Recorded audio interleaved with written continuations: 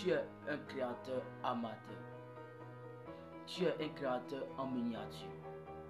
Oui, toi qui me regardes, tu es un créateur. C'est une forte déclaration. Et c'est quelque chose qui est vraiment dur pour beaucoup de comprendre. C'est une croyance très dure. Mais c'est une réalité. Tu es un créateur. Pourquoi? Parce que la Bible dit, dans Psaume 82, verset 6, la Bible dit, j'avais dit, vous êtes des dieux. Vous êtes tous des fils du Très-Haut. Cependant, vous mourrez comme des hommes. Vous mourrez comme des princes quelconques. Pourquoi? Parce que nous mourrons comme des princes quelconques parce que nous n'avons pas reconnu ce que nous sommes. Et si dans Psaume Dieu est en train de nous faire un rappel de ce que nous sommes, il nous dit que nous sommes des dieux.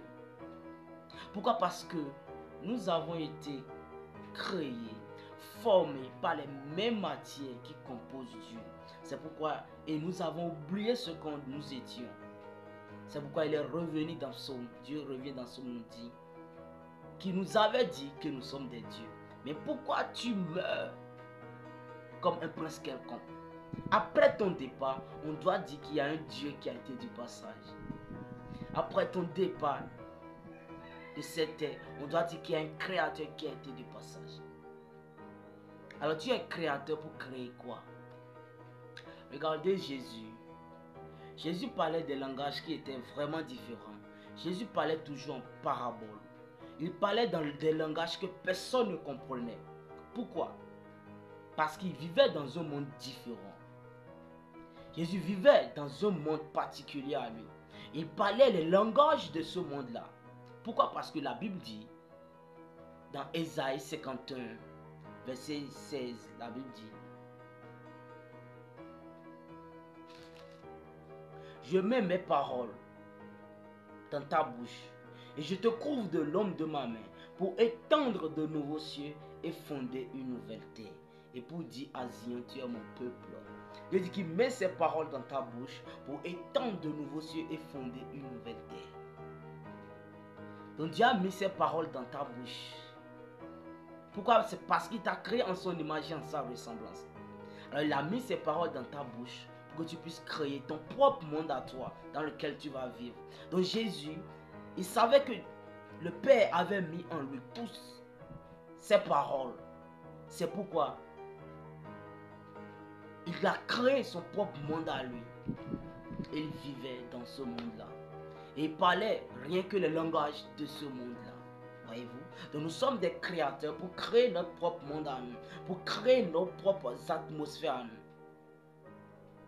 Voyez-vous? C'est pourquoi Paul dit que ce qui est vrai, ce qui est juste, ce qui est aimable, ce qui est honorable, ce qui est vertueux, soit l'objet de votre pensée. Pourquoi? Parce que lorsque toutes ces choses seront l'objet de ta pensée, tu auras une pensée positive, tu auras une pensée de la parole. Alors cela te fait vibrer à des fréquences données. Lorsque tu médites la parole, cela te fait vibrer à des fréquences très élevées que nous appelons des atmosphères. Et lorsque tu vis dans ces atmosphères, tous tes langages sont différents.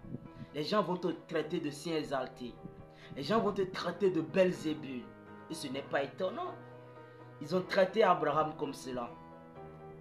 Ils ont traité Noé. Ils ont traité Élie de Tishbite, de saint exalté, de Belzébul.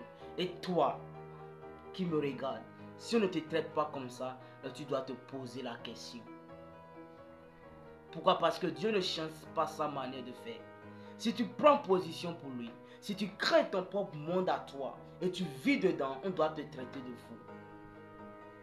Voyez-vous? Alors tu es un créateur.